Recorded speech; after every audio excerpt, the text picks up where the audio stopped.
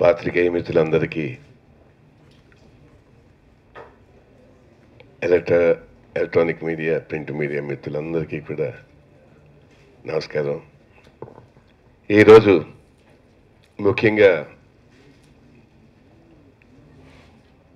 సత్యం వైపు మార్గము అన్న సినిమా తీస్తున్నాము. ఈ సినిమాలో హీరోయిన్గా యాక్ట్ చేస్తూ ప్రొడ్యూస్ చేస్తున్నటువంటి రూపారెడ్డి గారు అని మహేంద్ర గారు వచ్చి నాకు కథ చెప్పి, మీరు చేయాలి అంటే 40 సంవత్సరాల క్రితం 74లో మొట్టమొదటిసారిగా నేను మేకప్ వేసుకున్నాను క్రైస్ట్గా. ఇంతకాలం అయిపోయిన తర్వాత ఇంకా మళ్ళీ ఆ వేషం వేస్తే బాగుండదేమో అండి, మళ్ళీ అది రాదేమో అంటే, లేదండి మీకు వస్తుంది అని ఆయన విశ్వాసం, ఆయన నమ్మకంతో ఆయన అనేటప్పటికీ చూద్దామండి ఒకసారి ట్రై చేస్తాను, అట్లీస్ట్ అప్పటి క్రైస్ట్గా కాకపోయినా ఒక 60% అయినా వస్తే నేను చేస్తానని ట్రై చేశాం. ఐ థింక్ ఈ సోషల్ పిక్చర్లో క్రైస్ట్ ఇన్వాల్వ్మెంట్ కాబట్టి I had the confidence, yes ఇది ఉంది, కనబడుతుంది, తప్పకుండా బాగుంటుంది అనే ఉద్దేశంతో మహేంద్ర గారికి చెప్పి 2-3 డేస్ షూటింగ్ అలాగా కంప్లీట్ చేసాం.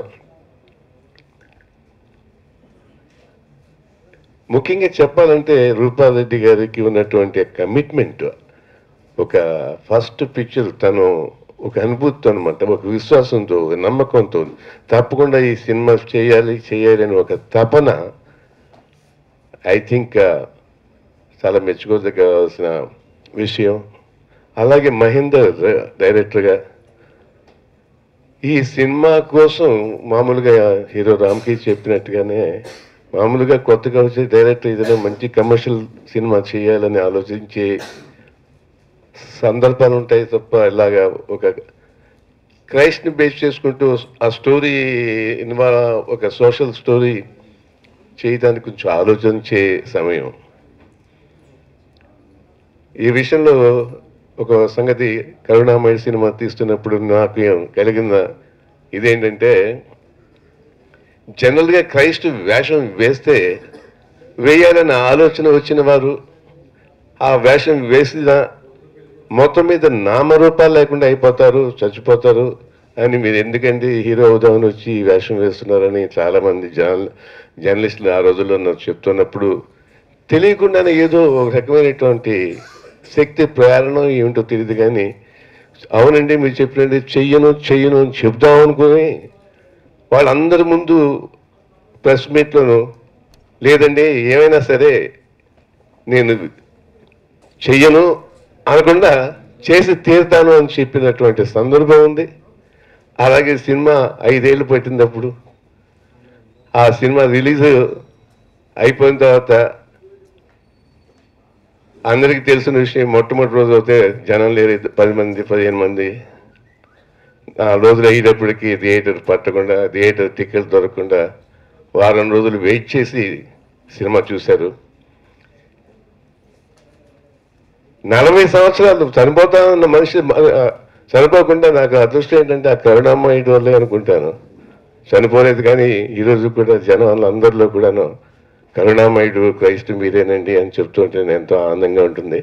నాకు ఇవాళ కూడా మంచి ఆరోగ్యం ఇచ్చి 75 ఏళ్ళు ఆల్మోస్ట్ పైబడిపోతున్నా కూడా ఆనందంగా ఇచ్చేస్తుంటే ఆ క్రైస్ట్ యొక్క ఆశీస్సులు నాకు బాగా ఉన్నాయి.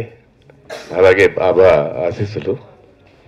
ఇవాళ తప్పకుండా డైరెక్టర్ గారికి ఒక మంచి పిక్చర్ అవ్వాలి. మ్యూజిక్ జీవన్ గారు చేశారని, బాగా వచ్చిందని చెప్పారు. పోస్టర్లో చూసేటప్పుడు కూడాను ఆనాటి క్రైస్తు పోలికలు కొంచెం దూరంగా ఉంటే బాగానే ఉందేమో నాకు అనిపించింది. ఇది అందరూ చూసిన తర్వాత చెప్తారు బాగుందా, లేకపోతే క్రైస్ట్ ఏంటి ముసలివాడు అయిపోయాడా అంటారా. కానీ అప్పుడు యాక్చువల్గా నేను యాక్ట్ చేస్తున్న రోజుల్లో నాకు 33 ఏళ్ళు ఉండేవి. ఇప్పుడు 40 ఏళ్ల క్రైస్ట్లా కనబడుతున్నానేమో అనిపించింది నాకు. ఎందుకంటే నేను విజయ్ చంద్రగా దాంట్లో కనబడేది ఆ వేషం వేస్తున్నప్పుడు ఆ కళల్లో కానీ ఆ ఫేస్లో కానీ ఖచ్చితంగా కరుణామణి యొక్క ఆయనే కనబడతారు కాబట్టి ఆయన కనపడ్డాడు నాకు. తప్పకుండా రేపు ప్రజలందరూ కూడా ఆదరిస్తారని ఆ మెసేజ్ ఉందని చెప్తున్నటువంటి డైరెక్టర్ గారి యొక్క వాళ్ళ బలమైనటువంటి కోరిక నమ్మకంని ఆశీర్వదించాలని ఆయన ప్రతి ఒక్కరికి మ్యూజిక్ డైరెక్టర్ గారు కూడా చాలా బాగా చేశారని ఈ సినిమా వారికి ఈ యూనిట్లో ఉన్నట్టు అందరికీ కూడా ఒక మంచి భవిష్యత్తుని క్రియేట్ చేస్తుందని నమ్మకం నాకు ఉంది. ఎందుకంటే దే బిలీవ్డ్ ఇట్. నమ్మారు, సత్యాన్ని నమ్మారు, ఒక క్రైస్ట్ను నమ్ముకున్నారు, ఆ క్రైస్ట్ను నమ్మి ఒక ప్రయత్నం చేశారు. తప్పకుండా ఆ క్రీస్తు కరుణామయుడి ఆశీస్సులు మీ అందరికీ ఉండాలని, మీ అందరి భవిష్యత్తులు కూడా బాగుండాలని, దీంట్లో పనిచేసిన ప్రతి ఒక్క టెక్నీషియన్ కూడా బాగుండాలని, ముందుగా ముఖ్యంగా అప్పుడు ఇది చాలా దగ్గర పడిపోయింది క్రిస్మస్. అందరికీ కూడా ముందుగా హ్యాపీ క్రిస్మస్ చెప్తున్నా.